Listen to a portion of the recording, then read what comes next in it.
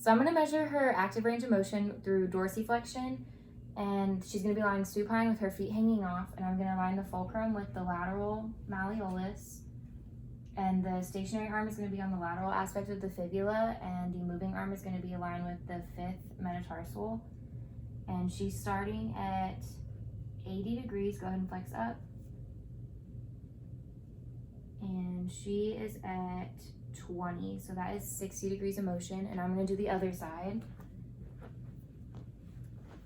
So the same thing. The fulcrum is going to go on the lateral malleolus.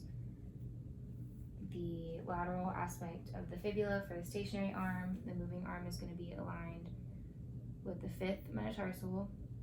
And she's starting at 80 again, so go ahead and flex up.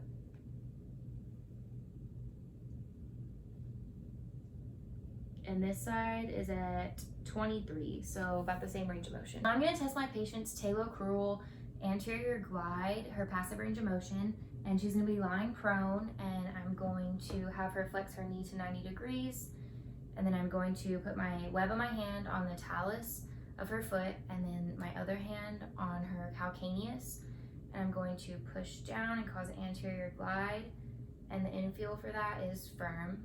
Now I'm going to compare bilaterally, so flexing this knee, web of my hand on the talus, and then the other hand on the plantar part of her calcaneus, pushing down to cause anterior glide with distraction with this hand, and it's a firm infield.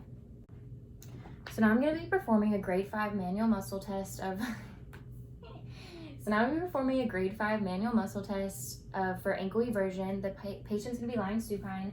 I'm going to stabilize on the distal part of her leg, and then I'm going to add resistance to the lateral part of her foot. So you're going to bring her foot out, and I'm going to resist the motion, and you're going to try and break out of it, okay? So push. Good job.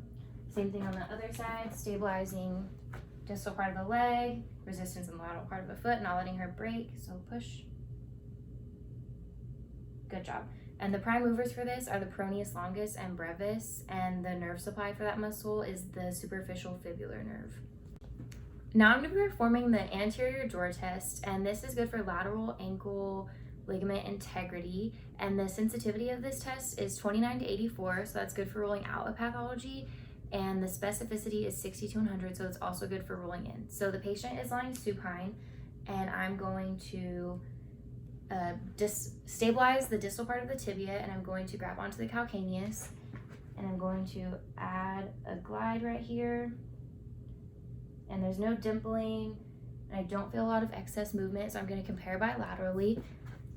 So same thing on this side, stabilizing on the tibia, grabbing the calcaneus, and there's no excess motion, so she has a negative test. I'm going to be performing the external rotation and dorsiflexion external rotation test, or the Kliger's test. This is for syndesmotic and tibiofibular ligament injuries.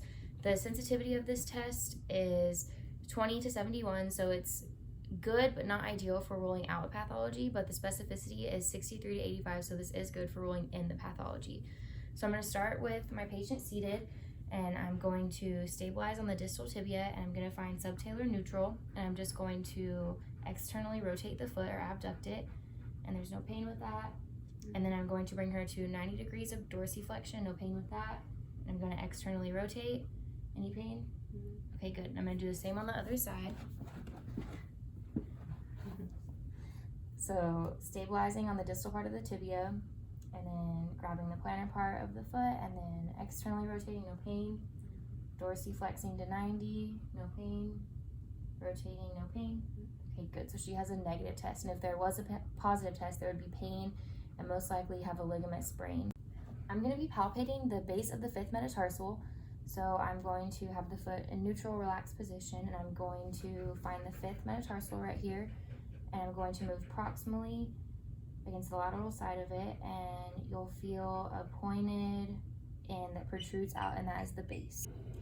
I'm going to palpate her fibularis longus tendon, so I'm going to find the lateral malleolus and the head of the fibula, and when I work my way down, this is the muscle belly, and I keep going down distally, and I can have her evert her foot or invert it, and you can feel the tendon right near the posterior side of the lateral malleolus.